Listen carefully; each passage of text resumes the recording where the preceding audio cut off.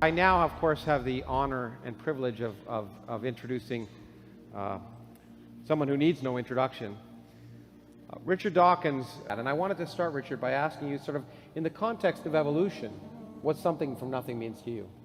So, getting something from nothing, Charles Darwin gives us all confidence. Charles Darwin showed that what must have seemed the most difficult problem of getting something from nothing was soluble. He solved it, and his successors have been simply fleshing out his explanation ever since. But I think you're not being fair to Darwin. I think in a sense it's something from nothing. I mean, completely nothing. In the sense that every time a new, take humans, we weren't around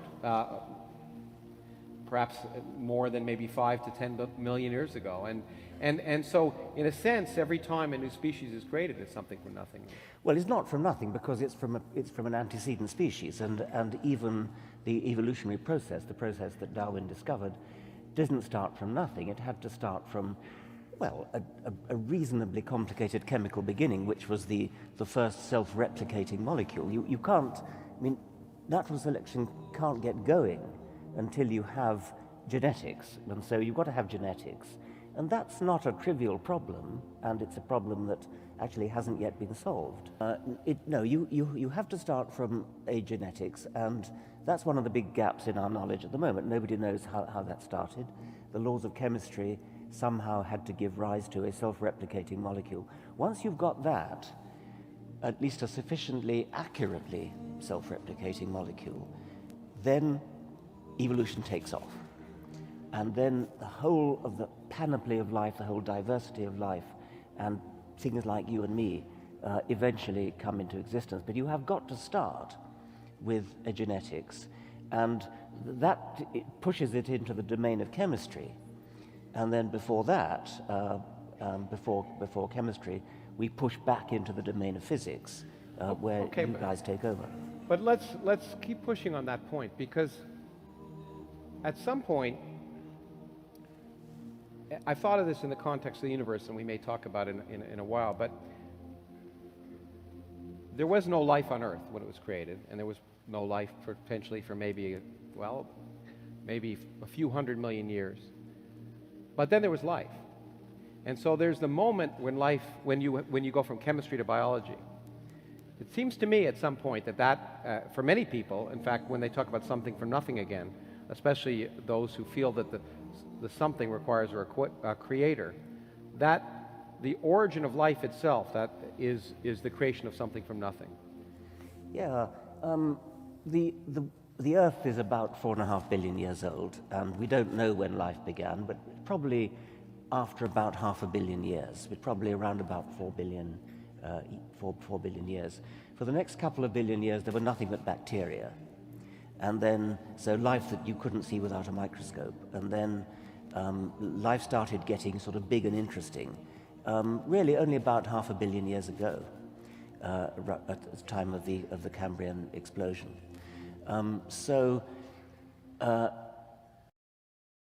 وإن تطع أكثر من في الأرض يضلوك عن سبيل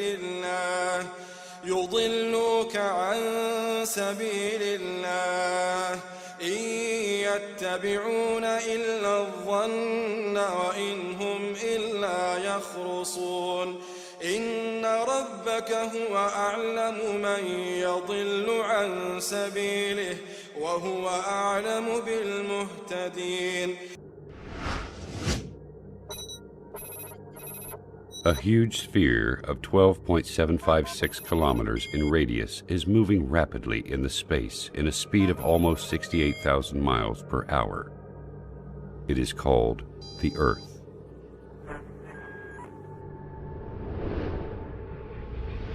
The Earth is surrounded by an atmosphere of 5 layers consisting of hydrogen, oxygen, and inert gases.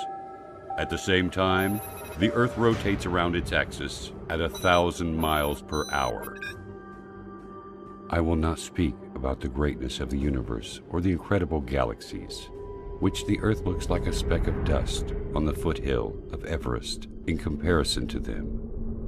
and I will not speak about the countless numbers of light years with endless zeros. I have heard a lot of talking from the atheists in the world, but the thing they say, and I did not understand until now, is that they do not believe in God because they cannot see Him. I do not know how they cannot see Him, while I can see the creation of God all the time, in every inch around me. Why does water have very unique properties in comparison to all other liquids? Why does Earth rotate in definite speed and in an accurate angle? Example, 23.5 degrees. Why is the Sun located at such an enormous distance and has such high temperature? Why the atmosphere has certain components in specific measures? When you ponder on the answers to these questions, you will see the great Creator revealing Himself clearly. The Earth rotates around its axis at 1,000 miles per hour. Assuming that this speed decreases to 200 miles per hour, for instance, our night and daytimes would be 10 times longer. The temperature at the daytime would continue to increase till we burn, and the temperature at the night would continue to decrease until we freeze. Humans would not be able to organize their time, sleep, and work during the very long daylights or the darkness of night. All of the measures in this planet are regularized and adjusted for the benefits of one creature, the only creature that has a mind capable of understanding and realizing. Is there a message to us from the One who has created all this? Why the only liquid necessary for life is also the only liquid that decreases in density when it freezes, and then it floats. If water was exactly like the rest of liquids in terms of characteristics, the seas, rivers, and oceans would totally freeze, and fish and animals of seas and oceans would die. Without the sun, we would not be able to live on this planet. It is a sterilizer and light. The temperature on the surface of the sun is 12,000 degrees Fahrenheit, and the distance between the sun and Earth is nearly 93 million miles. This enormous distance is constant. It never changes, whether to increase or decrease. If it decreases and the sun becomes nearer to the Earth, half of the distance, for example, the paper and wood will immediately burn. And if the distance increases to the double, the severe coldness which will happen because of the big distance will end life on Earth. If you realize these facts, you will also realize that there is a merciful Lord that organized such delicate, punctual messiahs on our planet in a system that suits us in a specific way to make our lives easy and smooth. This Earth rotates around the Sun in an angle of 23.5 degrees. This leads to the succession of seasons, and it also causes the suitability of the land for cultivation and housing.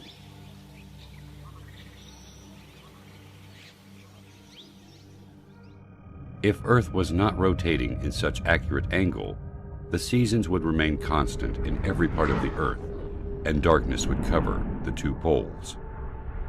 The steam of seas will travel to the north and south. The snowy mountains will spread in some regions, and the arid deserts in other regions. The only way to avoid this is the rotation of the Earth in the space in an angle of 23.5 degrees. If the atmosphere has less thickness or different components, the meteors that we see bright at night, moving in the space 90 times faster than the bullet, would have penetrated the atmosphere, burning everything on Earth. The amazing thing is that the atmosphere only allows very nominal amounts of solar radiation important for the growth of plants, elimination of germs, and other needs for the Earth. Is nature capable of regulating all these specific measurements and definite dates to suit us? This balance of quantities needed for the life on Earth is very amazing. The air consists of 6 gases, 78% nitrogen and 21% oxygen.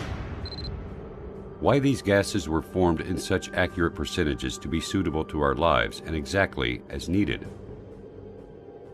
If this existence was not under the dominance of a mighty, great, and wise Creator, then why does it have such amazing, balanced soul? As if everything is just gathered to play a harmonious symphony. This symphony is only for us. The answer is quite simple. He is the ever-wise. He is the ever-magnificent. He is the ever-great, the eternal owner of sovereignty, the owner of majesty and bounty. He is Allah.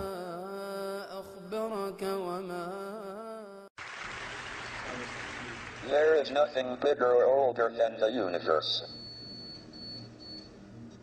The questions I would like to talk about are: 1. Where did we come from? How did the universe come into being? Everyone thought the universe was essentially static and unchanging in time. Then it was discovered that the universe was expanding. Then it was discovered that the universe was expanding. والسماء بنيناها بأيد وإنا لموسعون والسماء بنيناها بأيد وإنا لموسعون. Distant galaxies were moving away from us. This meant they must have been closer together in the past. If we extrapolate back, we find they must have all been on top of each other about 15 billion years ago. This was the Big Bang, the beginning of the universe. This was the Big Bang, the beginning of the universe. أولم ير الذين كفروا أن السماوات والأرض كانتا رتقا ففتقناهما وجعلنا من الماء كل شيء حي أفلا يؤمنون.